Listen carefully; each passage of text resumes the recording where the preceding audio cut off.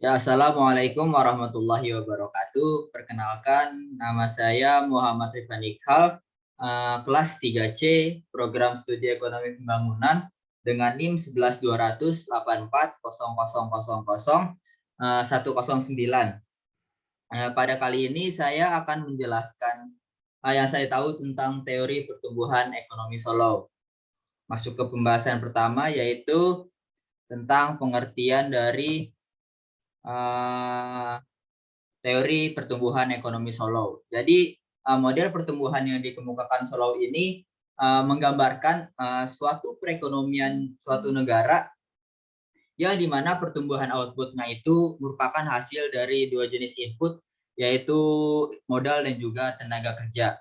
Nah, pendapat lain mengemukakan bahwa model pertumbuhan Solo ini merupakan model pertumbuhan ekonomi jangka panjang yang dilihat dari tiga faktor utama, yaitu akumulasi modal, pertumbuhan tenaga kerja, dan produktivitas multifaktor atau produktivitas di berbagai faktor. Dan yang terakhir, ekonom merujuk ke kemajuan teknologi, yang mana kemajuan teknologi ini dapat mempengaruhi variabel-variabel lainnya, yaitu variabel tenaga kerja dan variabel modal.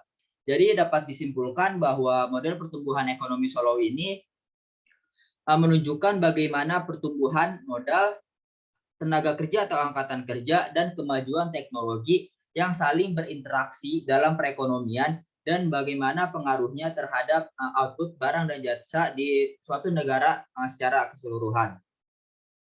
Masuk ke pembahasan selanjutnya, yaitu tentang asumsi teori pertumbuhan ekonomi Solo. Jadi terdapat dua faktor.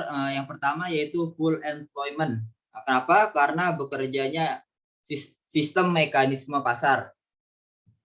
Nah, dalam teori yang dikembangkan Solo ini diasumsikan bahwa perekonomian ini sifatnya tertutup. Nah, dan dalam perekonomiannya perusahaan memproduksi barang-barang dengan kombinasi tenaga kerja dan juga modal.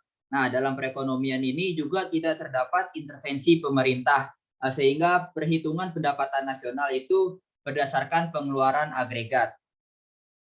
Nah, di faktor ini juga tabungan dan saving itu seluruhnya digunakan untuk investasi.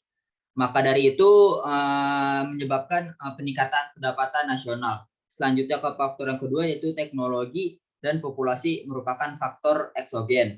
Nah, dari dalam teori Solow ini digunakan capital output ratio atau COR yang bersifat dinamis. Karena artinya itu untuk menghasilkan tingkat output tertentu diperlukan kombinasi yang seimbang antara tenaga kerja dan juga kapital atau modal.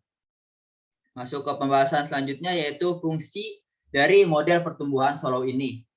Solow berasumsi bahwa terdapat hubungan yang konstan antara modal dan juga tenaga kerja sehingga didapat fungsi produksi, yaitu Y sama dengan fungsi dari K dan juga L, di mana Y di sini adalah output, K di sini adalah modal atau kapital, dan L di sini tenaga kerja atau labor. Nah, ditambah dengan adanya teknologi, maka ada fungsi produksi yaitu Y sama dengan fungsi dari K dan juga L dikali dengan E, di mana ada tambahan E yaitu teknologi, di mana variabel E ini merupakan variabel baru yang disebut efisiensi tenaga kerja dan juga efisiensi kapital akibat adanya teknologi yang digunakan selama proses produksi ini.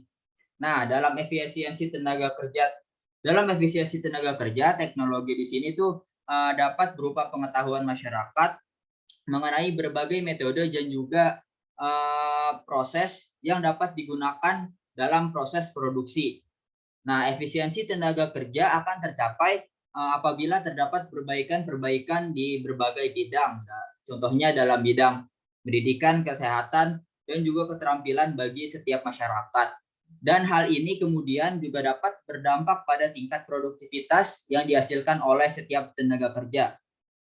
Tadi dalam efisiensi tenaga kerja, selanjutnya dalam efisiensi kapital atau modal. Nah, dalam efisiensi kapital atau modal ini teknologi di sini tuh berupa mesin-mesin atau alat-alat yang digunakan selama proses produksi. Nah, kemajuan teknologi tersebut ditetapkan sebagai faktor residu atau faktor faktor yang tertinggal lah untuk menjelaskan pertumbuhan ekonomi dalam jangka panjang. Nah, model pertumbuhan ekonomi Solo ini kan yang seperti yang saya bilang tadi, bahwa menunjukkan bagaimana pertumbuhan persediaan modal, pertumbuhan angkatan kerja, dan juga kemajuan teknologi yang saling berinteraksi di dalam suatu perekonomian, dan juga bagaimana pengaruhnya terhadap output barang dan jasa di dalam negara tersebut secara keseluruhan. Nah, jadi tuh model Solo ini tuh menunjukkan bahwa faktor terpenting yang menunjukkan pertumbuhan ekonomi itu bukanlah pertambahan modal dan juga pertambahan tenaga kerja. Namun kemajuan teknologi merupakan faktor yang sangat penting dan juga pertambahan kemanggiran dan kepakaran terhadap tenaga kerja tersebut. Nah, dalam jangka panjang di model pertumbuhan Solo ini tuh tingkat tabungan dalam perekonomian merupakan ukuran kesediaan modal pada tingkat produksinya. Jadi semakin tinggi tingkat produksi, semakin tinggi juga persediaan modal dan juga semakin tingginya tingkat output yang dihasilkan. Nah, dalam kondisi mapan ini tingkat pertumbuhan pendapatan per kapita ditentukan oleh tingkat kemajuan teknologi secara eksogen. Kemajuan teknologi ini dapat menyebabkan nilai berbagai variabel itu meningkat secara bersamaan dengan bagus lah. Karena peristiwa tersebut disebut sebagai pertumbuhan seimbang atau balance growth. Nah, sekian dari saya. Apabila ada kekurangan mohon dimaafkan. Wassalamualaikum warahmatullahi wabarakatuh.